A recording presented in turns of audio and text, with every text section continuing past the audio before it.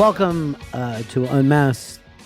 I am Ron Bennington, and our guest tonight has a brand new Netflix special that is just exploding. It's called Jo Koy, live from Seattle, and it's great to see the heat that this is giving his career, because it's always great to see one of the good guys win. Jo Koy is just a workhouse and a really fun, funny comedian, but he also has this ability to just bring light into the room. And again, that's why you see him just going up the stairs again to a new place in his career. It just keeps getting bigger and bigger. He has a show on Kevin Hart's streaming network, Laugh Out Loud. It's called Inglorious Pranksters. And again, this is just great to see great stuff happening to a really terrific comedian and a great person. I'm Ron Bennington, and this is Unmasked with Jo Koy.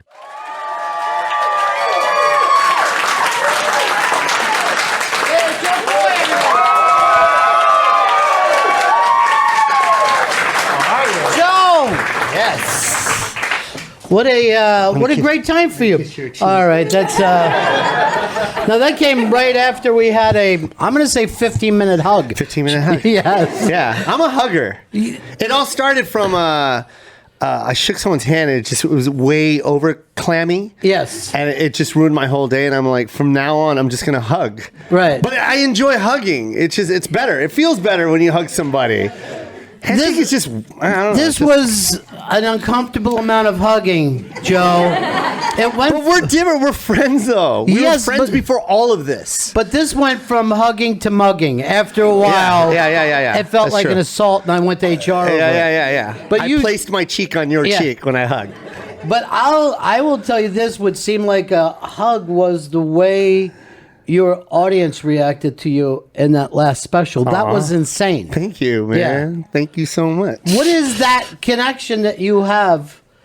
I think just sincerity, I guess. Like a lot of people go, I can relate because I'm Filipino. But the one compliment I get the most and that I really like is they just go, I can relate because my mom does that too. Right. And it's like yeah, my mom has an accent, but every mom does the same thing to their kids. It doesn't matter if if you're in the Philippines or in Mexico or in Canada. It's like every mom acts the same way. It's just mine just happens to have an accent. That's all. That is actually true. But that's also traditional in comedy. If you go to Pat Cooper, he was like the first guy to talk about Italian moms. Yeah. And Italian people were like, this is amazing. Yeah. He was talking about a mom, but it is kind of the same stories. Moms are nuts. They're crazy. Yeah. And rightfully so. They're now that my son's 14, I'm like, I always told my mom, I'd be like, I'm never going to be like you when I have a kid. And now I'm exactly like my mom. I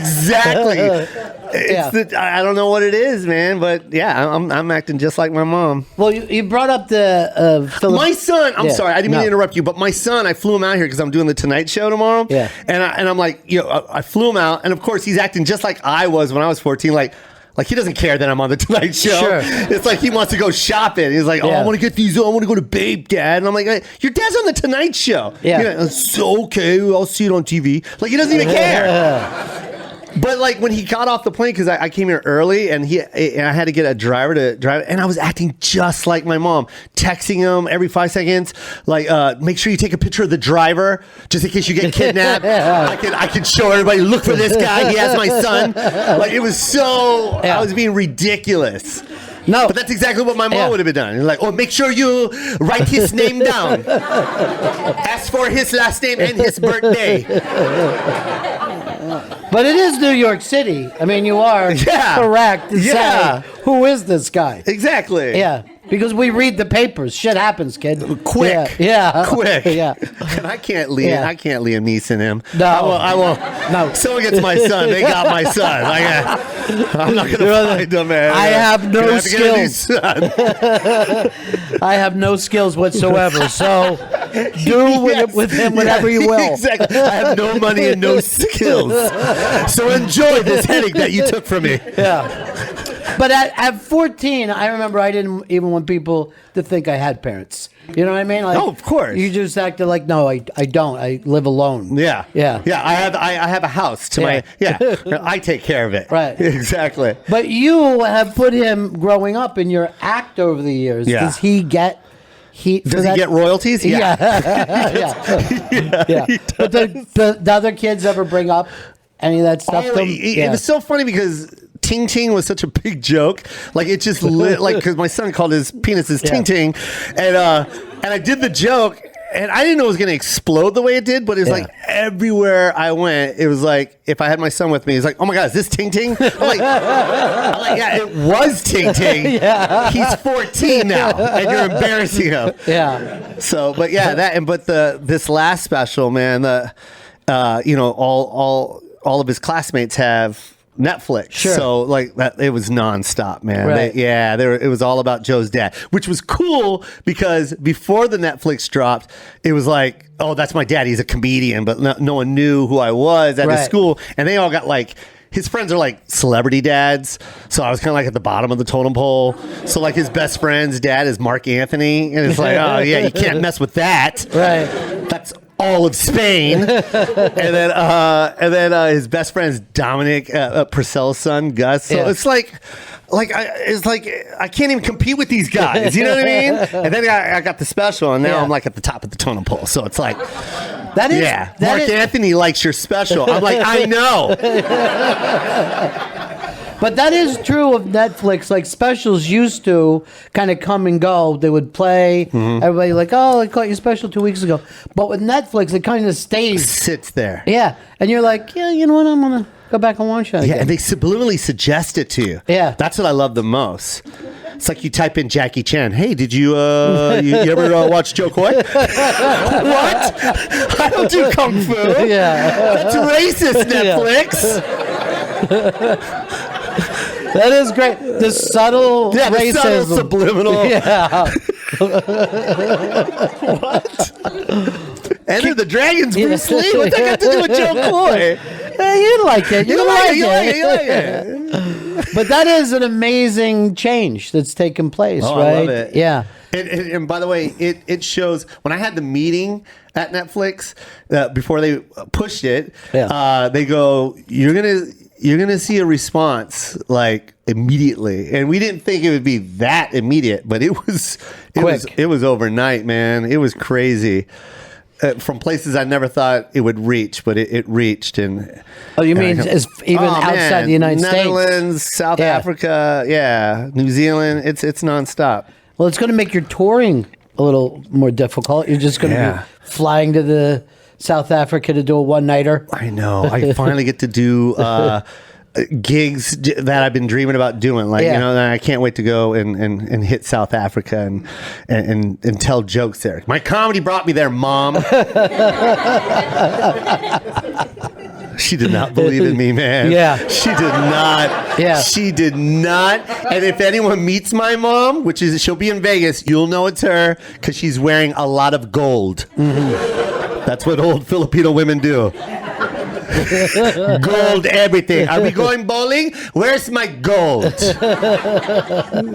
But she's loving it now. She's like she's like, when are we going on tour? Like, what are you talking about? You didn't do any of the hard gigs. You're just gonna cherry pick this thing. But you even bring up in this special a real late starter. As far as stand-up? Well, as far as everything. I mean, you said you were in the house. Oh, I didn't leave the house till I was like 32-ish, 33. Yeah, right. It was pathetic. But I mean, it was just her and my stepdad. It was cool. I had my own room. Yeah. And finally it started happening and I moved away. But I hustled in Vegas though. Like I lived with my mom, but like to be a comic in Vegas, they don't have rooms. Like they only have headlining rooms. Yeah. So it's like you had to go to LA to become a headliner and move to Vegas and do shows in Vegas. So I when I got this gig at Catch a Rising Star to open for this headliner, they gave me 2-for-1 tickets to hand to people. And I noticed in the audience, it was like everybody I knew was in the audience and they used the 2-for-1s. And I was like, well, why am I giving this dude this money if they're here to see me? So I started renting out theaters, and that's how it all happened. So I rented theaters in Vegas, and I was selling those out. And then I got sponsors. There was this brand called Dada Footwear. It's streetwear. Yeah. And they're not around anymore, but it was big. Like B.I.G. used to wear, LL Cool J used to wear the hat, and they used to sponsor my shows. This is like 1997, and they used to sponsor my shows. I used to get shipments from Dada, like 300 shoes. It looked like a warehouse, and my mom would rock Dada Footwear. She'd have t-shirts and shoes, and just this little Asian woman going, I love Dada Footwear. And they used to sponsor my shows, man.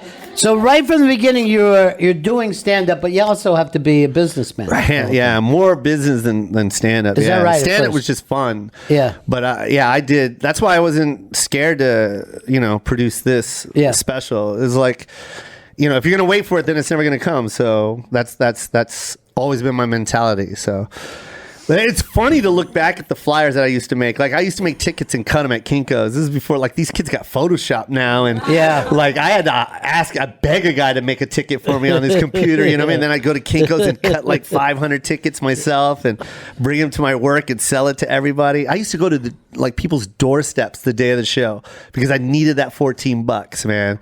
Because I knew I had to pay the venue. Right. And they promised. They were like, yeah, I'll go. I'll buy it that day. And I'm like, oh, yeah, I know. I'm coming to your house and I'm getting that $14. And I would literally go door to door and get that money, man.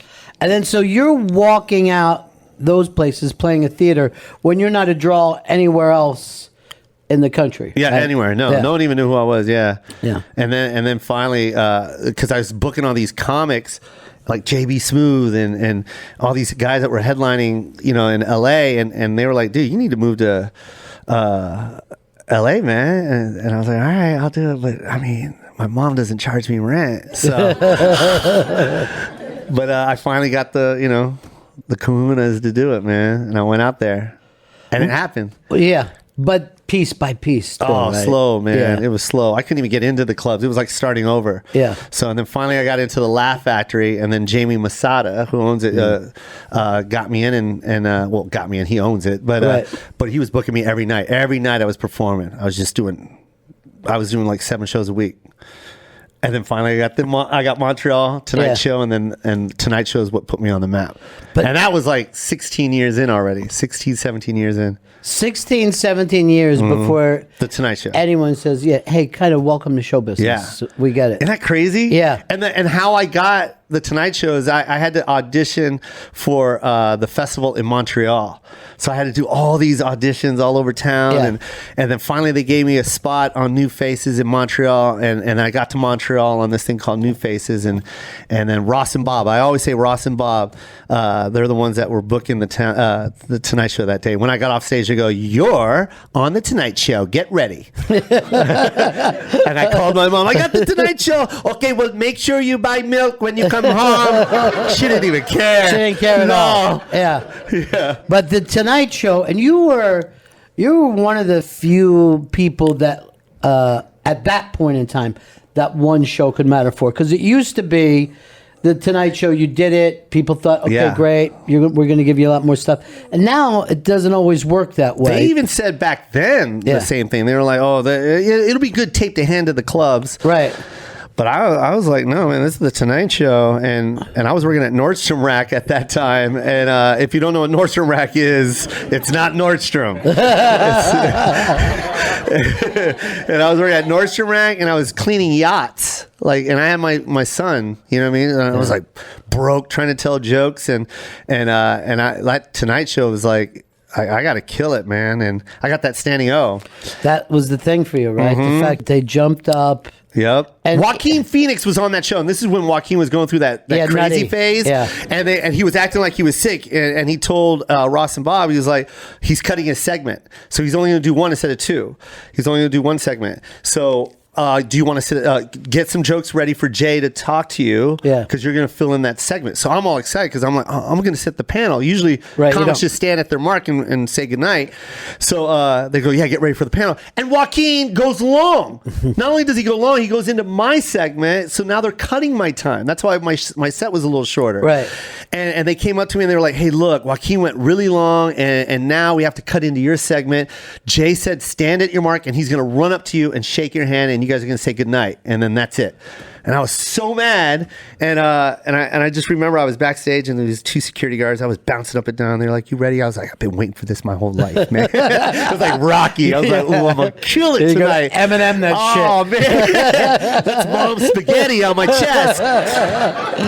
and I ran out there and I came like I was hitting on all cylinders, man. Like the first joke, I was just like, I knew it. I was like, I knew that whole set like the back of my hand. I just kept hitting it. And then I said goodnight and they stood.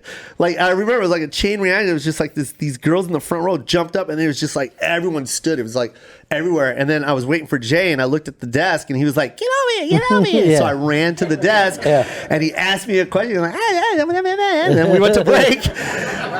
And when we went to break, I go, you told me to stand at my mark. He goes, you got a standing ovation, man. I can't let you stand there with a standing ovation, man. I had to talk to you. He goes, I did the Tonight Show 15 times. I never got a standing ovation.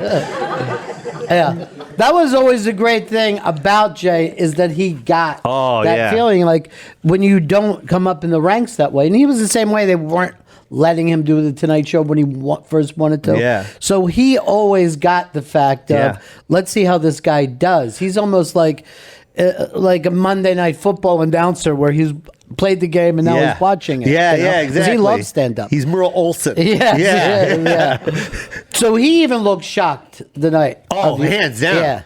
Yeah, I looked over to my right, and he was just like, get out of here. It was the coolest thing, man. The coolest guy. Right. Hands covered in oil. It was so funny. Yeah, my car wouldn't start. I had to get out of there. I was like, man, you can pay someone for that.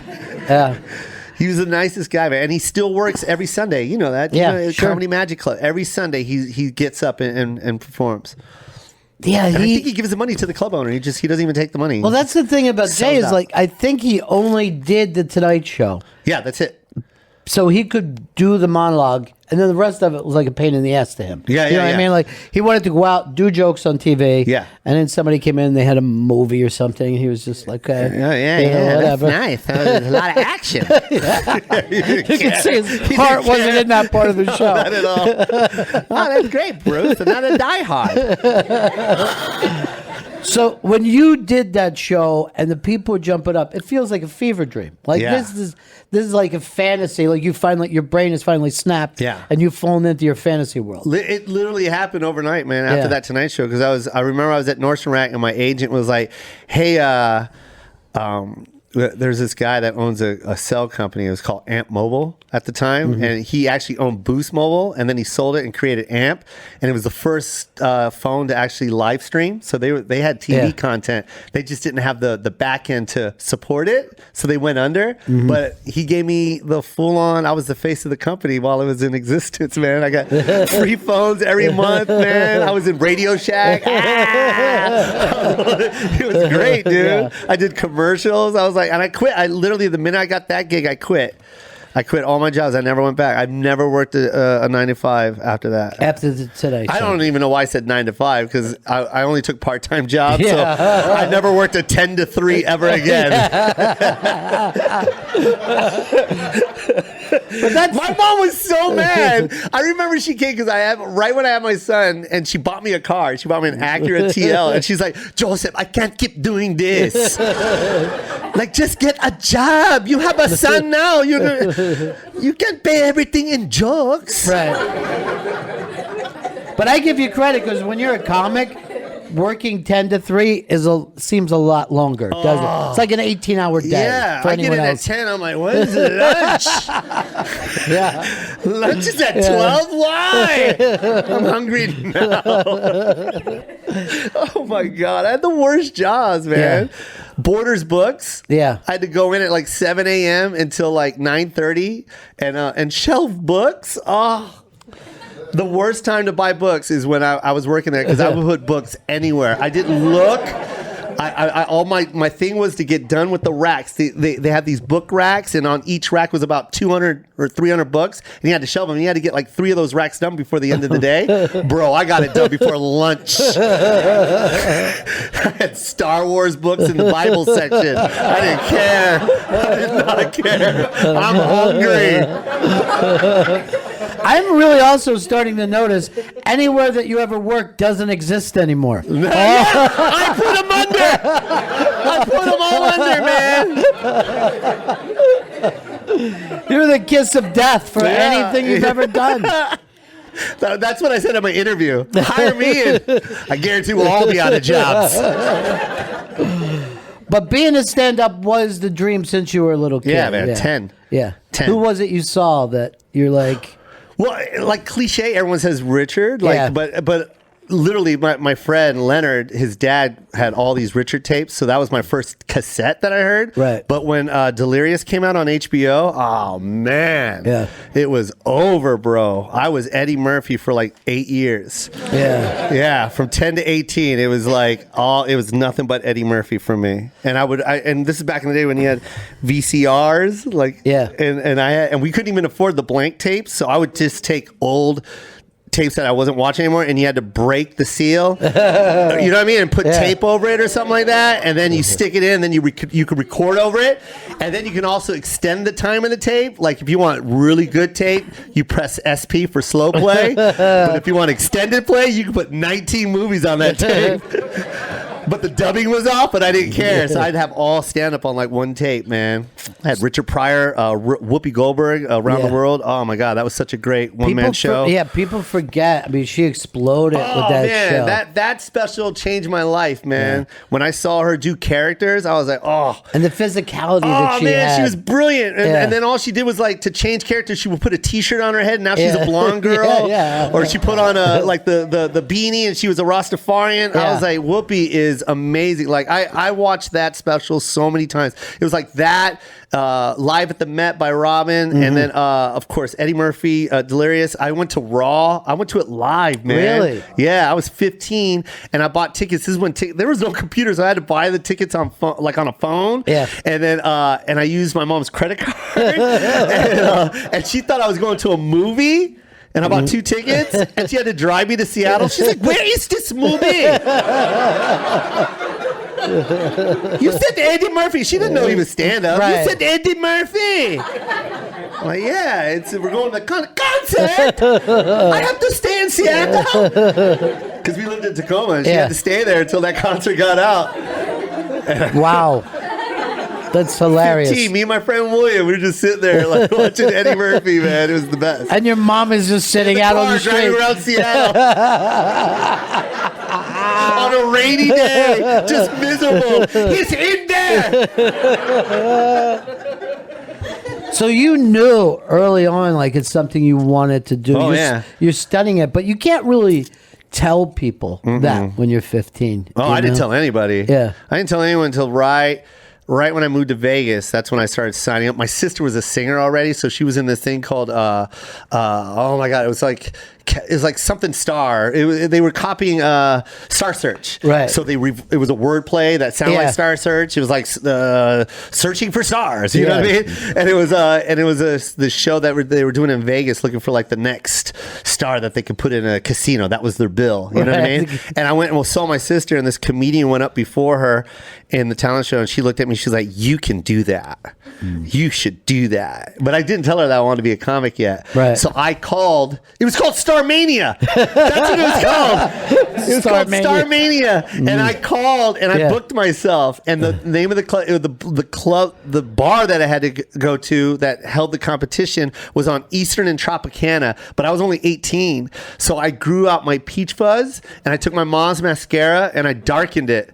And then I wore a tie, which my mom was so thrilled to see that. She still had no idea I was going to this talent show, and And I was telling her I was going on a date or something like that. And I went and I bombed so bad. And there was this guy that did Lionel Richie. He was a Lionel Richie impersonator. And he smashed standing O, man.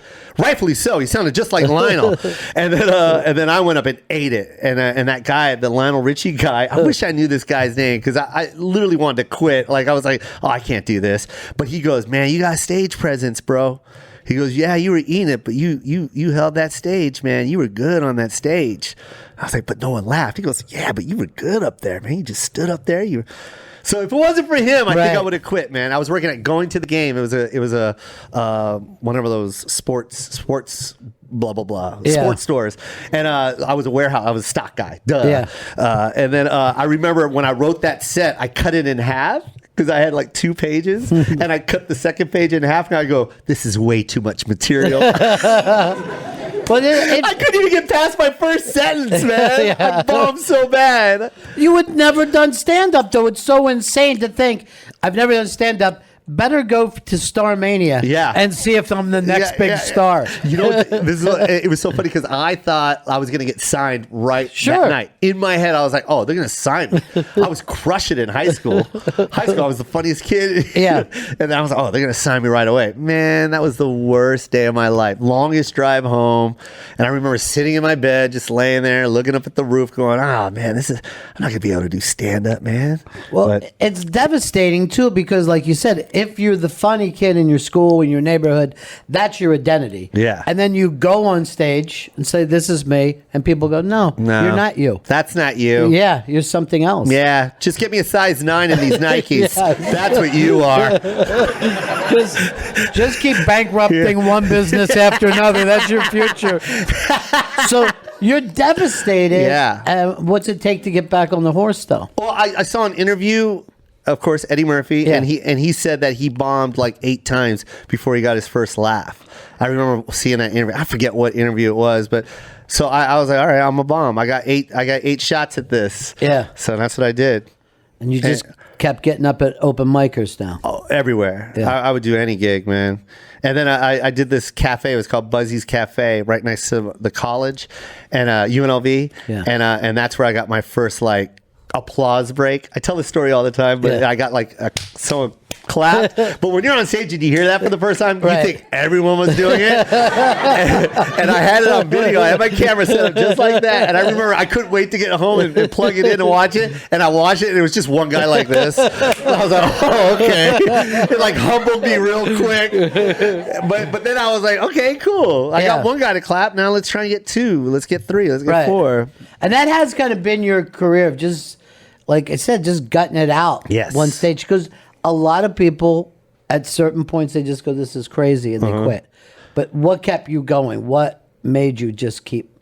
I didn't care. Like, and it was so funny because, like, it got to the point where I had, like, comic friends that were blowing up. Right. And I'm just like, damn, like, maybe I should quit, you know? But I never thought like that. Like, I just kept pressing forward, and I go, my time will come. It'll come. Yeah. Just keep doing it. And that's how it was from the beginning. It was just like every time they said no, I was like, no, I think I can sell this theater out. And, you know what I mean? Like, nah, I think I can go on the road. Nah, I think I can get this college. Like I didn't even have an agent. I was trying to get on this college circuit, and I couldn't get a college agent. So I just I sent in for the information from NACA, right? You know NACA, and then they sent me this form, and they showed me like where I could buy a booth and all that, and I bought everything myself and flew myself out. I made my own little tape that I had, and I stood at this booth and tried to sell my show. Didn't sell one show, right? But I mean, I did it. I invested. That's what that is. That is the thing that you do. You invest in yourself. You got to. It's funny now that I think about it, but it's like, it's kind of crazy. I remember driving up, and in my head, I was like, yo, I'm going to sell 100 shows, and I'm going to make $1 million on this. Because I heard everyone making so much money on these college tours. And I was like, all right, I'm going to do it. And I had this booth. I paid for all these banners, and I had flyers. I made a videotape that would loop on its own. And you know what I mean? I had the monitors up of me at the Apollo, because I won the Apollo, and they're definitely going to book me because I won the Apollo. And not one kid signed me, man. That is, and I drove home with all that shit. Nowhere else ever to use it again. Yeah, And I even had T-shirts made. I was like, I gotta wear these T-shirts. This is humiliating. Yeah. But I didn't even think. To be honest, I didn't even think like that, man. I was like I'm on to the next. I'll do another. Right. I just kept doing it. But you were kind of your own manager, PR guy. The whole time. Always. Yeah. Handing out flyers. That's like all the comics. You'll hear comics always say that about Joe. Oh, Jo Koy always stood outside after every show and handed out flyers. I didn't care, man. I could hand out 10,000 flyers in a week, hands down, and order another box of 10,000. My manager now, he's my manager now, but back then we were just friends because he was repping another guy at that time. But I went on tour, this huge tour. We were selling out arenas, and he'll even tell you, man, I would go get 10,000 flyers and literally walk outside that arena and hand them out. I didn't care. And then when they dropped it on the ground, I picked them up. Yeah. And I was like, I'm gonna hand these out. And thank God, because now look, But you hand out 10,000 flyers. How many responses do you expect to get? I didn't care. It was a numbers game with me. Yeah. It was like, if I can get 10,000 out there, if I can get 3 guys to say my name, I won. Yeah. The 10,000 flyers is $150, man. Mm-hmm. It's worth it. But yeah, it's $150 and all that time and that kind of interaction. Yeah. But you got to invest in yourself. Yeah. No one taught me that. It's just like, that's what you do. It's like no one believes in you more than you. So it's like, this is my dream. This is how it's I got to get it out there. I got to tell people. You're doing a show right now on a guy's network that reminds me very much of that. Kevin Hart is... That's one of the guys I'm talking about that blew up in front of me. Yeah. Because we were friends before that. We were doing radio shows together. We were doing colleges together. And we'd be in the same cities together, and we're in Montreal together. Like, we're literally going out every single day, just hanging out. The clubs in LA, we're at the end of the show. You know how it is. Yeah. We're standing outside talking. We're bowling for money. Mm-hmm. He's driving a Ford, Explorer. It's like, you don't expect this guy to be the biggest thing in Hollywood at all. And then next thing you know, it was just like, Kevin's on this next level. I was just like, whoa, this is crazy. But I didn't look at it as jealousy. I was like, okay, I can get there. But you see that you see that that's something in common that you and he have. Yeah. Just this incredible energy and this ability to be knocked down and jump right back up like it didn't happen. Yeah. We were in Montreal and we were getting our nails done. And we were getting our toenails done. And he's got an ugly toe, by the way. When he does your show, ask him. Look at his right toe. No, I won't. Hideous. Horrible. I don't care how much money he's got. He ain't fixing that toe. That toe is broke. That toe has no money. But we were getting our toenail, and it was so funny because he's like, "You ever get a pedicure?" And I'm like, "No." I'm like, why would I ever do that? Oh, you got to get it, man. So we're getting our toenails done, and then he goes into Rolex and he looks at a Daytona, a solid gold Daytona, and he goes, "That's next, man. That's my next goal. I'm getting that." And he got it, and I remember seeing that, and I was that guy like, "Yo, you ain't spend that kind of money on that watch, man. That's stupid." And then I get what I understood what that meant to him. That was his goal. Just set a goal, go after it. And get it. Yeah. And that's why I'm rocking mine now.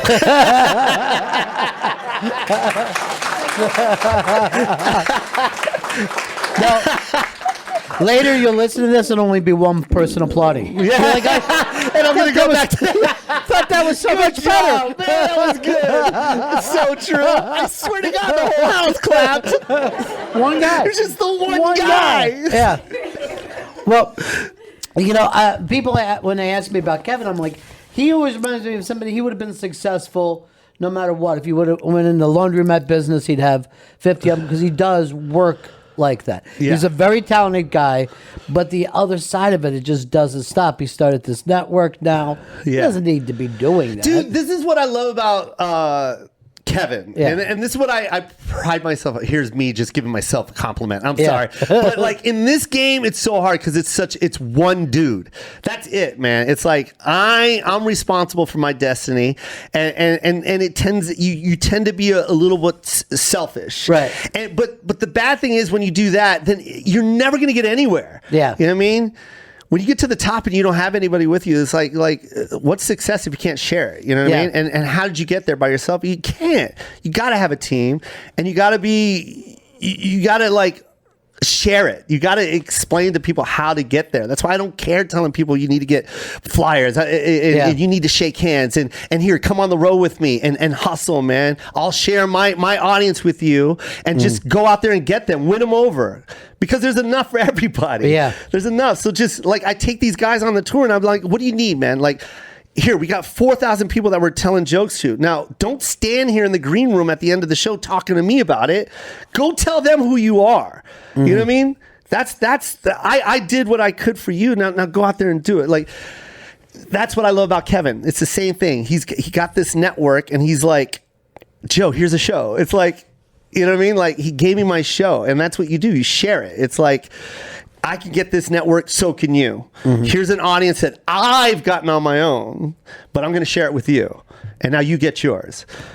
You know what I mean? That's the kind Did of, that make sense, or was that too long-winded? No, I love it because I think the people that don't know that there's a lot in the universe tend to hold on to it real tight. Hold on to it. And they're never happy because they think there's not enough. But when you think there's abundance, there's plenty, you live a joyful life. Exactly. Yeah. And laughter's free, man. So right. just like make people laugh, man, and that will grow. But I think that also comes from you promoting yourself when you're younger, that you see that the whole show matters. Yeah. Where a lot of, I know comics that don't like to even hear their friends getting laughs. Like maybe these laughs could. I love it. Yeah. I don't like, I'm the kind of comic that thrives on the guy crushing in front of me. Right. So that's who I take on the road. Like, if anyone's come to any of my shows, they'll always say, who is that guy in front of you? They always compliment that guy. Like, that guy was really good. And I'm like, I know. Yeah. I took him.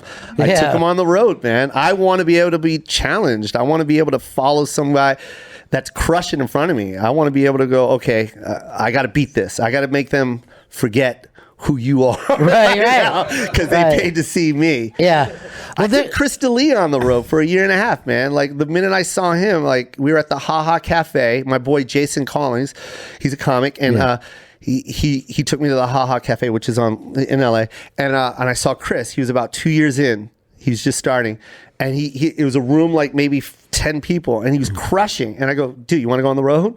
Open for me. And he was crushing in front of me, man, for like a year and a half. That was like one of the best times that I ever had, because it was like every day was a challenge for every show, not day, every show. It was just like he would crush, and I'm like, all right, I gotta cry. I remember one time he was like, did you see that? Like 5 people stood.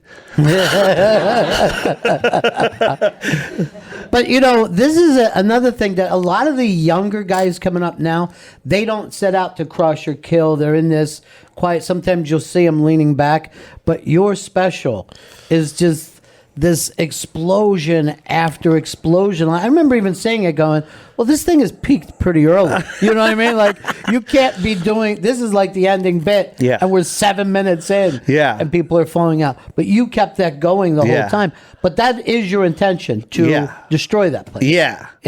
Especially that routine, because when I did Lights Out, I think it was like 5 years before I put out Live from Seattle. But mind you, that wasn't my choice. Yeah, I wasn't getting the deal. That's crazy. And I didn't understand. I was like, yo, why haven't they offered another deal after Lights Out? Because I thought Lights Out was amazing. And I wasn't getting a deal. And I was like, what is going on? And then finally, like 5 years later, we get like this deal from Comedy Central. And I was like, I want to hold off for Netflix. And then I held off for Netflix too long that the deal for Comedy Central fell. So now that didn't happen. And they were like, oh, well, we already signed our roster for 2017. I was like, oh, and now Netflix isn't coming after me. I'm like, oh, now I had no place to go. So my manager just looked at me. He was like, you got the money. Let's go. Let's make it. I'm like, all right. I've been doing it my whole career, because if I wait another year, it's going to be 6 years. And then for that to happen, then we're going to have to wait another year for them to play it. So that's 7 years. And it's like, we got to do it now. So we shot it ourselves. And we got it on that roster. I've seen people shoot stuff themselves, and it doesn't look as good as yours. Yours. Can I tell you why? Yeah. Okay. Yeah, tell me. once again, it comes back to investing in yourself. And when, the cool thing about our director, she had the vision too. Both of them, I'm sorry. They had this vision and they understood my vision. They came and saw me, but I told them, I go, it can't look cheap, man. It can't look like this came from one guy trying to produce his own special. Like, I want the best of the best, and let's do it. And I paid for everything, man. Like from that logo behind me, I think that thing was like, yeah, I mean, it would not stop adding up, and it was just to the point where I was just like, yeah, go ahead, right, go ahead. Right. But this is my favorite. Yeah. They go, Joe, do you want the regular stage? It's going to look dirty. It's old. You know what I mean? This theater is 100 years old. Or we can put this nice laminated layer on top of it. And it'll just pop when we throw some lights on it. I was like, oh, yeah, let's throw that on there. Okay, that's like $15,000. And I was like, hi, yeah, okay. Yeah, dude. Can I keep it when we're done? But that is... The whole house is wrapped in this lanyard. Like a comic doesn't normally understand that, because when people go back and they talk about Pryor, that thing was a movie. It was shot like a film, so it's beautiful. So when you get something that doesn't look, it looks like it was shot in a supermarket, whether you know it or not at home, you're going to realize that. Yeah. But your thing had that look. Yep. Like the lighting was there. Oh, man, we had the best. He does Bruce Springsteen's lights. So that was like, when he said Bruce Springsteen, I'm like, yeah, what's your price again? I got everybody, man. Yeah. That logo was so expensive. Can I tell you a story about the logo? The logo was designed by my friend Dennis, who he owns this company called Crooks and Castles. And he designed that JK for me. And that thing was like, I'm making up a number, but it's close to it. It was like 15,000, 16,000 for that, just for those letters. Right.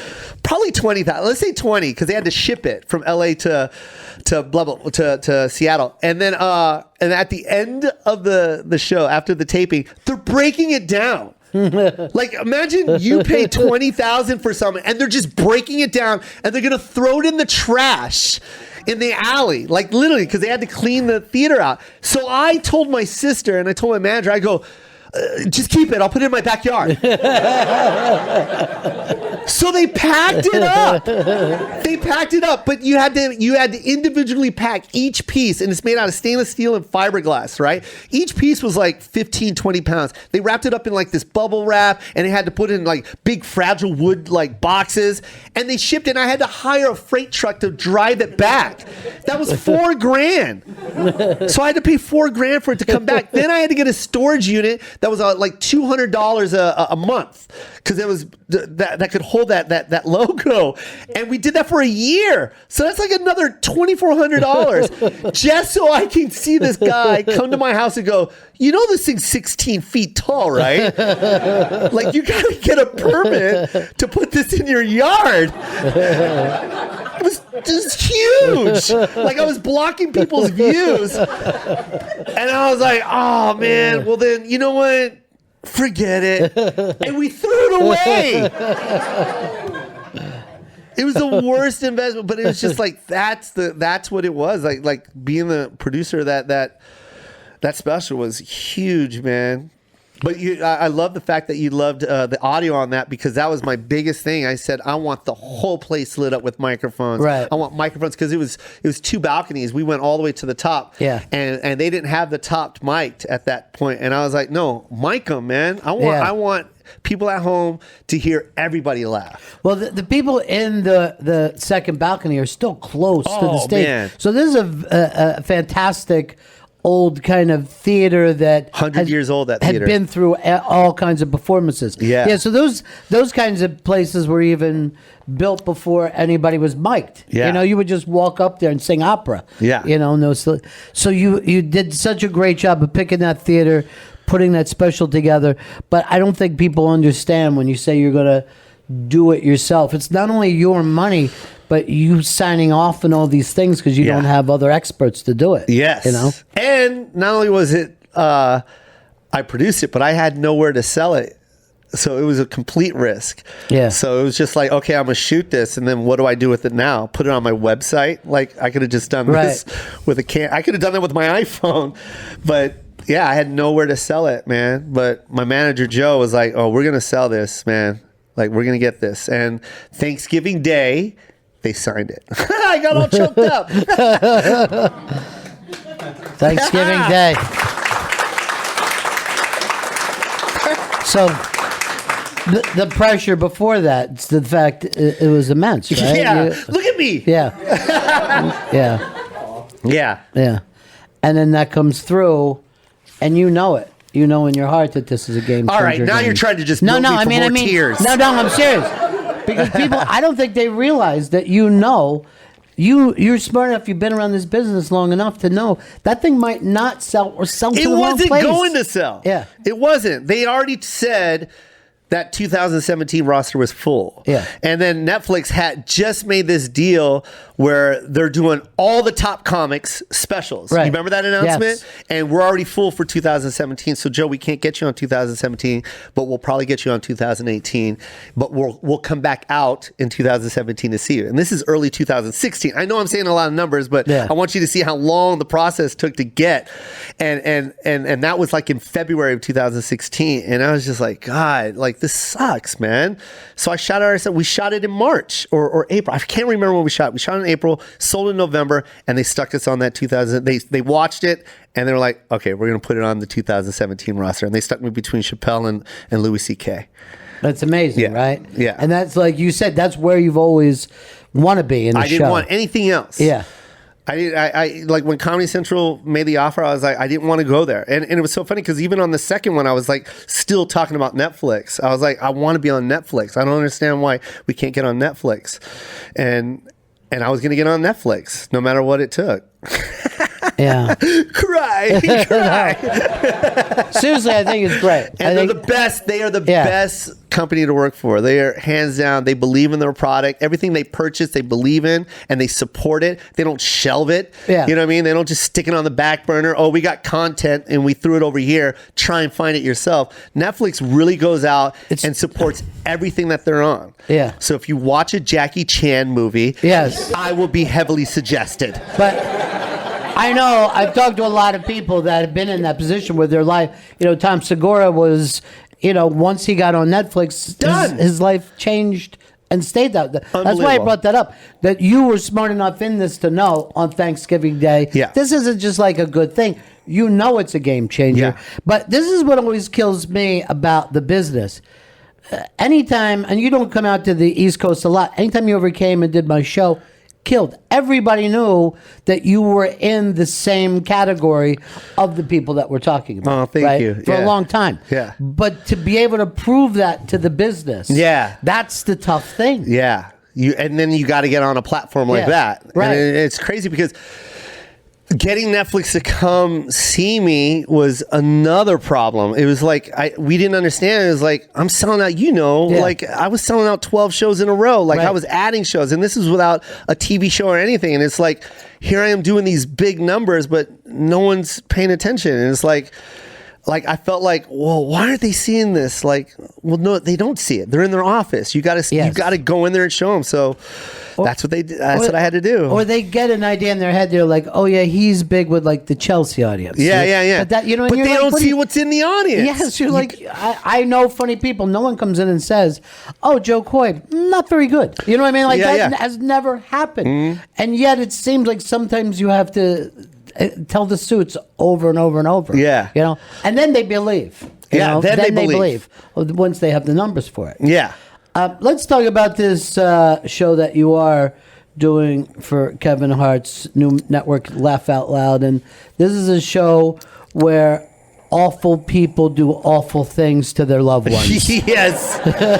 It's great, man. It's Inglorious Pranksters. But you know what's crazy about this show is like the production is just, it's kind of like you guys go and do it and I'm going to talk about it. Right. And I love it because it's hysterical. Like these people will do anything.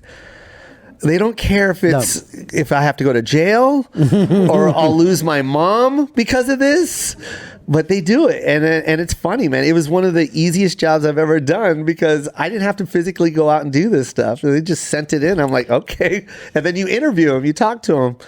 But why did you do this? Yeah, yeah. Well, one kid. Well, I don't want to give away any of this stuff, but one kid was inappropriately touching himself without even knowing it. Yes. And rather than going with the prank that he pulled, you were asking him about that. Yeah. And it was hilarious. Yeah.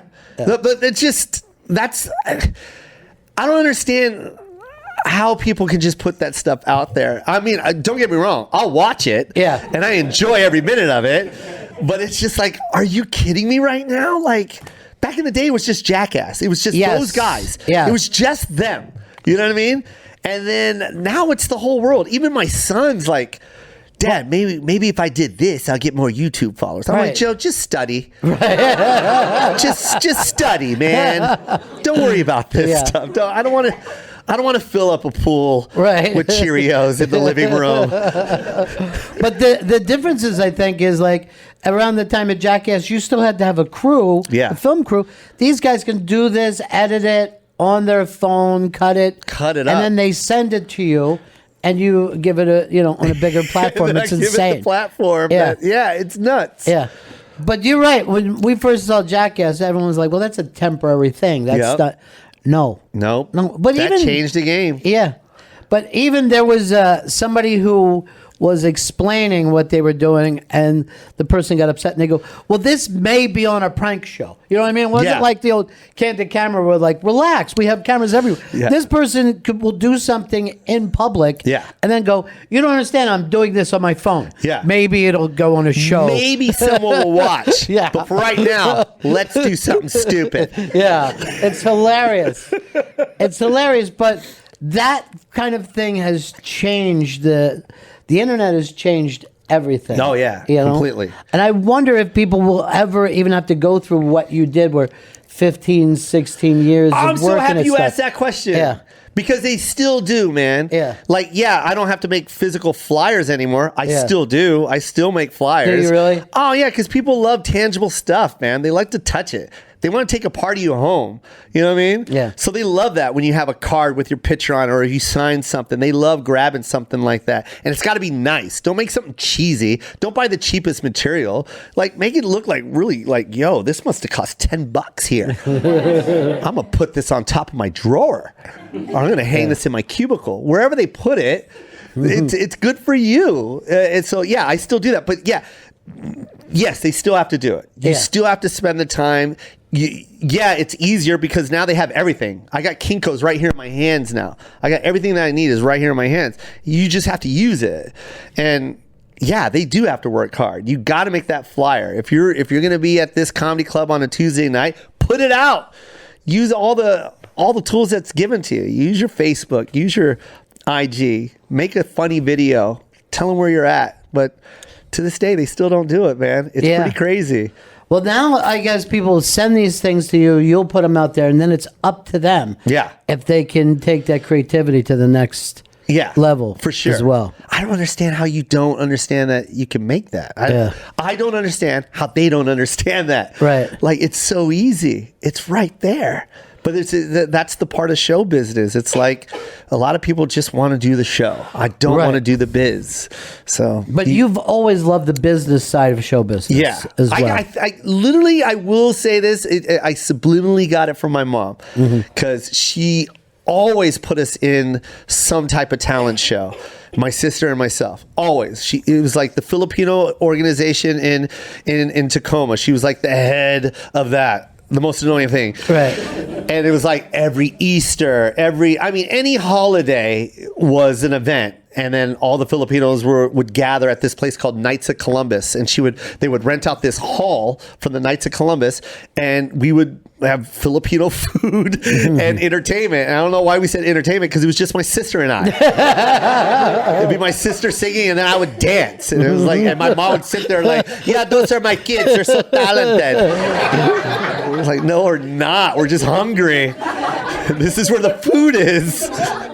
But that's that kind of... That's my mom. But that's also that immigration thing, right? Oh, that you come to this country, you got to put your hustle on. Totally. Yeah. I'm glad you said that. It's a cool thing, man. It's a culture thing. Yeah. Like people don't understand it here. They might now, like 2017, it's starting to like, everyone's starting to mesh and breed with other people and understand other people's cultures. But like in 80, like my mom came to this country in 71. Like we were like the first. We were the pioneers of mixed babies. Like I was the first Asian that had like almond eyes and they were green. You know what I mean? Right. Like when you lived in Tacoma, like you literally, I remember going up, there was this TV that we were trying to win at JCPenney. My sisters and I and my mom we filled out like 10,000 raffle tickets and just threw it in this big thing that they would spin because we wanted this color TV. And I remember this, I hate saying it, but white family, and we're going up the escalator and my mom goes, "Oh, look at the cute." She said hi to the little kid, and he pulled his eyes back. You know what I mean? And that was like 1982. Like, but that it won't happen now. But like back then, people didn't know what we were. Like they had no idea what we were. Like I was like this half-breed baby that no one knew what I was. Like what are you? Like I always got that question. What are you? And that's where that orange chicken joke came from. Yeah. What are you? I'm a Filipino. I love orange chicken. That's Panda Express. That's not even Filipino. Why would you compliment me like that? But that kept the hustle going. Oh, I'm sorry. That was my whole point of that story. Right. Is the culture. Like you don't understand. Like people will never understand my mom's culture, but that was her culture. You know what I mean? When she came to the States, that's what they did with their kids in the Philippines. Like all my other kids were like doing all this other stuff, and my mom is like putting me in these events, making me a glove. I still have this glove that my mom made me for Michael Jackson.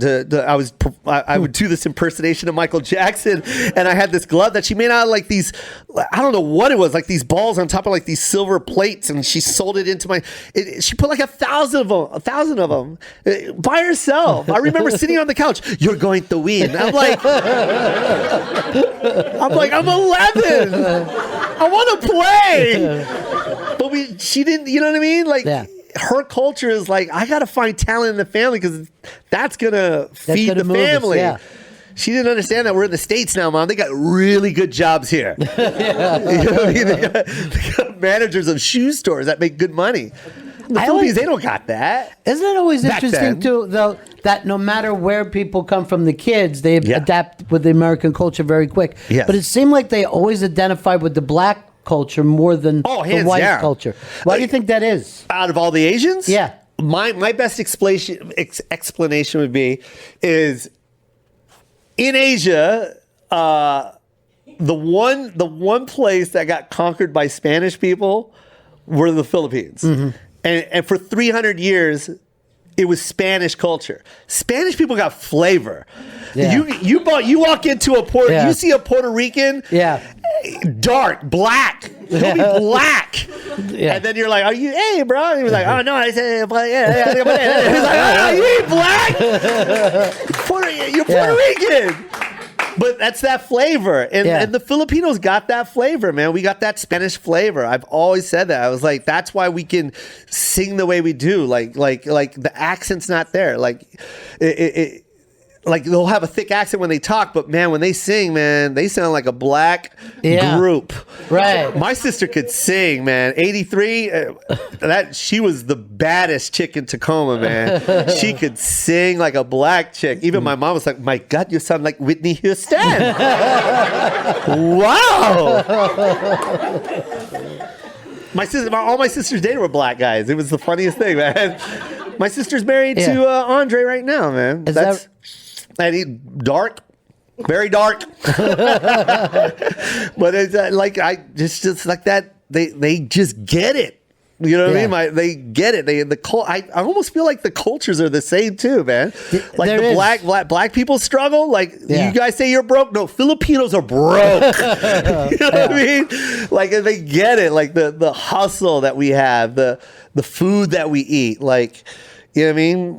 Like the broke food that you guys make. You got to see what Filipinos make. Like we put hot dogs in spaghetti and our tomato sauce is ketchup. Like that's spaghetti. Yeah. But I think it's been so cool that you've been able to reflect that back to America, because a lot of people not aware, and a lot of people who haven't heard their story told yet, are hearing it through you, and that's got to kind of. I'm really like, one of my best friends is Apple from the Black Eyed Peas, and he's Filipino, and his stories, you should bring him in here because that story is amazing. But anyways, that's one thing he said to me. He was like, we were in his limo, and of course we're smoking, and so now the conversation gets a little deep, and then he goes, "Hey man, I just want to say what you do for the Filipinos is amazing." And I'm like, "Hey asshole, you're in the Black Eyed Peas. Like, what the fuck are you talking about? You are too high right now. I got a feeling you're too high right now. What the fuck are you talking about? Like, you were the biggest Filipino ever. Like, you sold 100 million albums, man. You sold out Wembley Stadium. Like, what are you talking about?" He's like, "Yeah, but I'm part of a group. Like, I can't tell anybody about our culture. I can't tell anyone about my mom. Like, you are telling everybody about my mom, and that is amazing. And you're our voice right now." I was blown away, man. I was in the back seat. I was high, but I was just like, oh. I'm like, yo, thank you. Thanks. You're blowing my mind right now, but whatever, man. But yeah, that was the coolest compliment, because I didn't really look at it that way. I was just doing stand-up. I was doing stand-up. Right. But connecting with people through your own stories, and that's the kind of magic thing that takes place through communication. But here you are at this point now, and this is a point that is as cool as anybody could expect to get where you are right now. So what are the goals now? What's the next Rolex? The LOL network. I want my own LOL network. Yeah, I want to take it. Right now it's movies. So if I can make the special, I can make a movie. And I shot my first movie this year, and now I want to actually physically shoot it myself, because I know I can do it. It's easy. Everything's easy. Everything's easy. Yeah. Like, just believe that in yourself, and you can do it. Just stop telling yourself. I'll say this about my father. As much as we fought when he, because he did leave the family, and I didn't have a dad growing up, but when he did come back into my life, his biggest compliment to me is like, "I'm so happy you're doing stand-up, because it's a dream that you wanted, and I never pursued my dream as a pilot. I always wanted to be a pilot. I love being in an airplane. Like my dad's a flight attendant, and the only reason is because he loves being in planes. When he was in the Air Force, he worked on C-5s because he just loved being on a plane. He wanted to fly planes, and he never pursued it. He just was, I can't do that.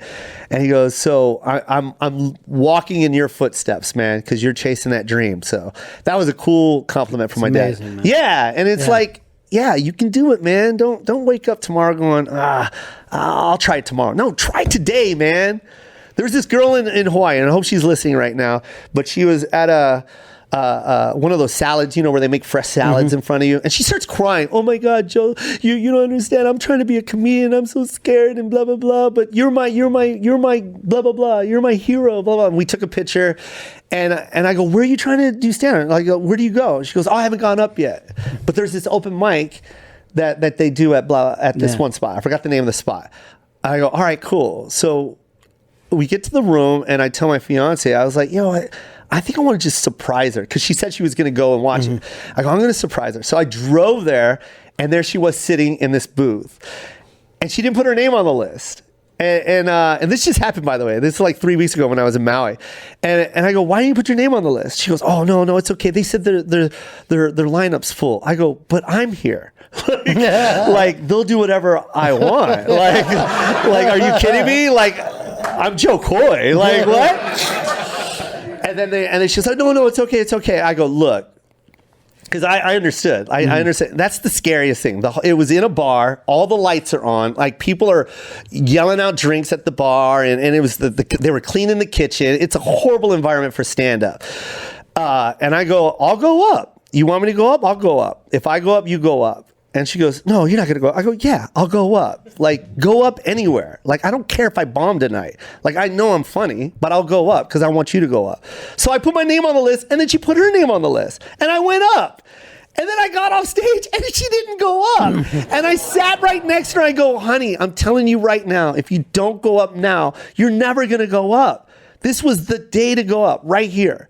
Like, this is that moment. Don't let this moment pass. Like, go up. And she would not go up. And I go, I'm coming back next year because I'm doing a show. And I go, please don't like do this when I come back. Like, make sure you go up. Because I guarantee you this dream will die quicker than you think, man. You're always going to tell yourself no. So there's no good, that wasn't a good ending. No. But what I'm saying is. No, not at all. What I'm saying is. Wow. That wasn't a good ending. I'm sorry. But what I'm so saying ready is. to feel good. But what I'm saying is, I hope she at least saw that I had no fear to bomb. At the position that I'm in, like Maui, like, are you kidding me? I do the Maui Center. Like, I sell that thing out. And here I am at this bar with like people not even paying attention. And I didn't care. It's like, because I love the fact that I'm on that stage and I love the challenge. And it's like, conquer your fear. You know what I mean? That's what stand-up's all about. The jokes are easy. The jokes are free. Yeah. But getting up on that stage and trying to get someone to pay attention and laugh, man, that's so hard. Well, I love the fact that you said too earlier about it's easy, but it's also easy because you work as hard as you do. Yeah. And I got to tell you, dude, today was so much fun hanging out with you. Thank you. And I can't wait to see where you go with it next. Jo Koy, everybody. Yes! Jo Koy. So fucking great, dude. I love you. I love you too, guys. Thank you, man. It was amazing. Thank you. Thank you, Jo Koy.